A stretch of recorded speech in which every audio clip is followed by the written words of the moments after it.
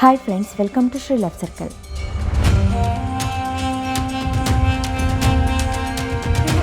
ಭಾರತದಲ್ಲಿ ಸಾವಿರಾರು ಶಿವಾಲಯಗಳಿವೆ. ಎಲ್ಲವೂ ನಿಗೂಢ ಶಕ್ತಿ ಹೊಂದಿರೋ ದಿವ್ಯ ಕ್ಷೇತ್ರಗಳು. ಶೈವ ಭಕ್ತರು 12 ಜ್ಯೋತಿರ್ಲಿಂಗಗಳ ದರ್ಶನ ಮಾಡುತ್ತಾರೆ. ಇದರ ಜೊತೆಗೆ ನಮ್ಮ ದೇಶದಲ್ಲಿ ಸ್ವಯಂಭೂ ಶಿವಲಿಂಗ ಆಲಯಗಳು ಇವೆ. ಇಲ್ಲೂ ಸಹ ಶಿವಭಕ್ತರು ತುಂಬಿ ತುಳುಕುತ್ತಿರ್ತಾರೆ. ಮಧ್ಯಪ್ರದೇಶದಲ್ಲಿರೋ ಉಜ್ಜಯಿನಿ ಮಹಾಕಾಳೇಶ್ವರ ದೇವಸ್ಥಾನ ಒಮ್ಮೆಯಾದರೂ ನೋಡಲೇಬೇಕಾದ ಪುಣ್ಯಕ್ಷೇತ್ರ. ಇಲ್ಲಿ ಮಾಡೋ ಮಹಾಕಾಳ ಭಸ್ಮಾರತಿ ಕಣ್ತುಂಬಿಕೊಳ್ಳಲು ಪುಣ್ಯ ಮಾಡಿರಬೇಕು ಎಂದು ಹಿರಿಯರು ಹೇಳ್ತಾರೆ. ಮಹಾಕಾಳ ಎನ್ನುವ ಹೆಸರೇ ಒಂದು ರಹಸ್ಯ. ಕಾಲ ಎಂದರೆ ಸಾವು ಹಾಗೂ ಸಮಯ ಅನ್ನೋ 2 ಗಂಭೀರ ಅರ್ಥಗಳಿವೆ.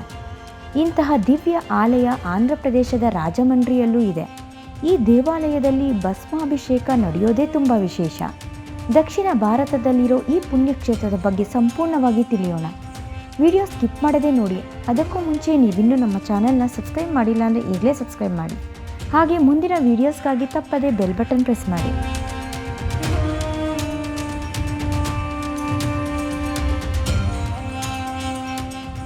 ಆಂಧ್ರ ಪ್ರದೇಶದ ರಾಜಮಂಡ್ರಿಯಲ್ಲಿನ ರಾಮ ಮಹೇಂದ್ರ ವರ್ಮ ಎಂಬಲ್ಲಿ ಮಹಾಕಾಳೇಶ್ವರ ದೇವಸ್ಥಾನವಿದೆ. ಈ ದೇವಾಲಯದ ಗರ್ಭಗುಡಿಯಲ್ಲಿ ಮಹಾಕಾಳೇಶ್ವರನನ್ನು ಆರಾಧಿಸಲಾಗುತ್ತಿದೆ.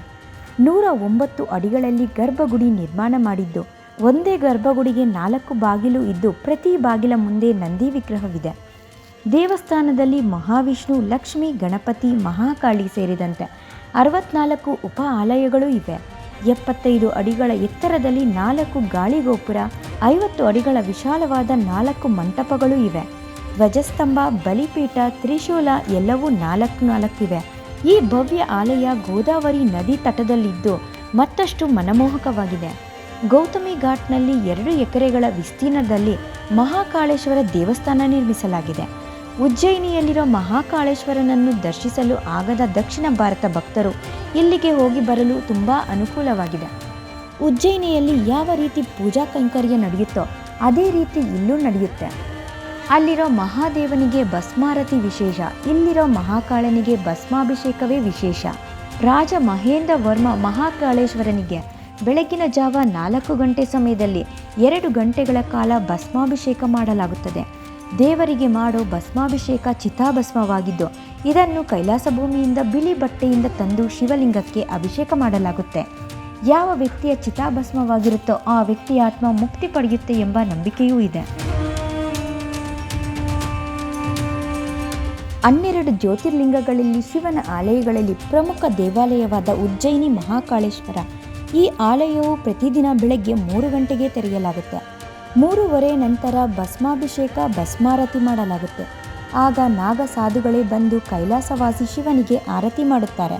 ಸ್ಮಶಾನದಲ್ಲಿ ಮೊದಲು ಸುಟ್ಟ ಶವದ ಭಸ್ಮವನ್ನು ತರಲಾಗುತ್ತದೆಯಂತೆ. ಈ ಮಹಾಪೂಜೆ ಮಾಡುವಾಗ ಪಂಚಾಕ್ಷರಿ ಮಂತ್ರ, ರುದ್ರಮಂತ್ರ, ಮೃದಂಗಗಳ ನಾದ, ನಾಗ ಸಾಧುಗಳು ಹೇಳೋ ಮಂತ್ರಗಳು, ಗರ್ಭಗುಡಿ ತುಂಬ ವಿಭೂತಿ ಇವೆಲ್ಲವೂ ದಿಗ್ಭ್ರಮೆಯಾಗುವಂತೆ ಮಾಡುತ್ತದೆಯಂತೆ. ಈ ಪೂಜೆಯಲ್ಲಿ ಪುರುಷರು ಮಾತ್ರ ಭಾಗಿಯಾಗುತ್ತಾರೆ, ಮಹಿಳೆಯರಿಗೆ ನಿಷಿದ್ಧವಿದೆ. ಆದರೆ ರಾಜಮಂಡ್ರಿಯಲ್ಲಿರೋ ಮಹಾಕಾಳೇಶ್ವರ ಆಲಯದಲ್ಲಿ ಪ್ರತಿದಿನ ಭಸ್ಮಾಭಿಷೇಕ ಮಾಡಲಾಗುತ್ತೆ. ಈ ವೇಳೆ ಪುರುಷರಂತೆ ಅಲ್ಲಿ ಮಹಿಳೆಯರು ಶಿವಲಿಂಗ ದರ್ಶನ ಪಡೆಯಬಹುದು. ಈ ವಿಡಿಯೋ ಇಷ್ಟ ಆಗಿದ್ರೆ ಲೈಕ್ ಮಾಡಿ, ಶುಭಂ ಲಾಭಂ ಅಂತ ಕಮೆಂಟ್ ಮಾಡಿ, ಹಾಗೆ ತಪ್ಪದೆ ಬೇರೆಯವರಿಗೂ ಶೇರ್ ಮಾಡಿ.